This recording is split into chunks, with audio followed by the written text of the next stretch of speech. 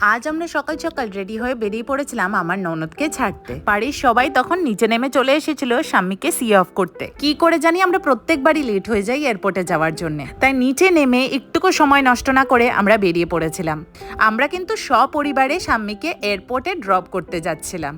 ওর বাবা বসেছিল সামনে আর আমরা 3 জন বসেছিলাম পেছনের সিটে। আর এই দেখো গাড়িতে বসতেই দৃশার গালে ওর পার্টি পি আদরের ছাপ ছেড়ে দিল। দৃশা এই সময় কিন্তু একটু কনফিউজডই হয়ে গেছিল যে কি হচ্ছে ব্যাপারটা, ওর কিন্তু কোনো আইডিয়া নেই।